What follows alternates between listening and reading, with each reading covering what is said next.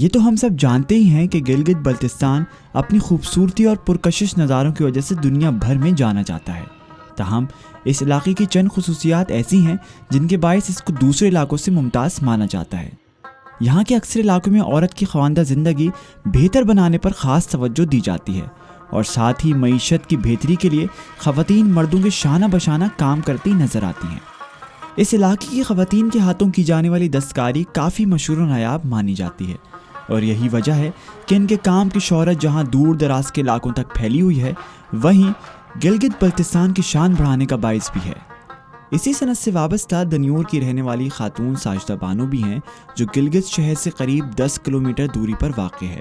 ساجدہ خاتون نے ٹیم سوچ کو بتایا کہ کیسے محنت کر کے انہوں نے اپنا کارخانہ لگایا، جہاں اب کئی عورتیں دستکاری کا کام کر کے روزی کماتی ہیں۔ میرا نام ساجدہ بانو ہے، میرا تعلق دنیور سے ہے۔ میں یہ کام 2005 سے باقاعدگی سے کر رہی ہوں۔ میں نے شروع میں ایک سرکاری ادارے سے ٹریننگ لی۔ 15 دنوں کی ٹریننگ کے بعد خیال آیا کہ کیوں نہ یہ کام شروع کیا جائے۔ اپنا کام کرنے کا فائدہ یہ ہے کہ نفع زیادہ ملتا ہے۔ پھر میں نے کچھ بڑا کرنے کا سوچا تاکہ منافع بھی زیادہ کما سکوں۔ ایسی خواتین جن کے ہاں روزگار کا مسئلہ ہے، ان کے بھی کام آ سکوں۔ اسی طرح سخت محنت اور لگن کے بعد کام کو آج اس مقام تک پہنچا دیا ہے۔ آج میں تقریباً 10 خواتین کو روزگار فراہم کر رہی ہوں۔ میں اب شال تیار کرنے کا کام بھی شروع کرنے والی ہوں، جس کے بعد مزید خواتین کو روزگار کے مواقع میسر ہوں گے۔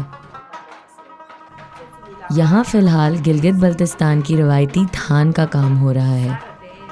اس دیسی تھان سے کوٹ اور ٹوپیاں اور بھیڑ کی اون سے مردانہ خوبصورت چادریں بنائی جاتی ہیں، اور ساتھ ساتھ خواتین کے لیے شال بھی بنائی جاتی ہیں۔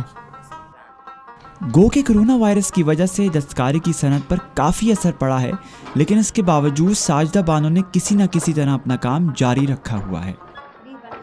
ان سے کپڑے، پینٹ اور شرٹس بھی بنائی جاتی ہیں۔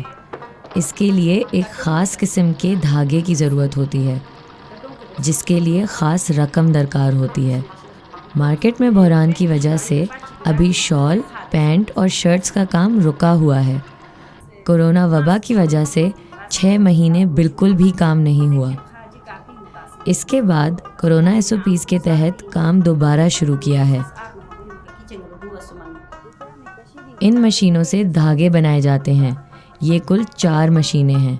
اس مشین کو چرخہ بولا جاتا ہے اور اس سے بوبن بنایا جاتا ہے۔ چرخے سے بوبن بنانے کے بعد وارٹ بنانے کے لیے بوبن کو ان مشینوں سے گزارا جاتا ہے اور اس مشین پر لپیٹ دیا جاتا ہے۔ 150 گز وارٹ بنانے کے بعد یہ تقریباً 1 ماہ آرام سے کام نکال دیتا ہے۔ ساجدہ بانو جیسی باہمت خواتین کے کارخانوں میں بنا کام پورے ملک میں فروخت کیا جاتا ہے، جسے لوگ بہت شوق سے خریدتے ہیں۔ دیگر خواتین کے لیے ان کا پیغام یہی ہے کہ اپنے ہنر کو ضائع کرنے کے بجائے اس کا صحیح استعمال کریں، تاکہ اپنے کنبے کی کفالت کرنے میں مثبت کردار ادا کر سکیں۔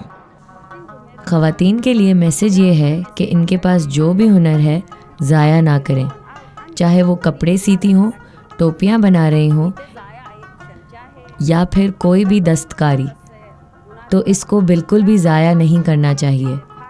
جہاں کہیں ان کا ہنر کارآمد ثابت ہوتا ہے یا پھر ہنر کی عزت کی جاتی ہے، وہاں جا کر ان کو کام کرنا چاہیے۔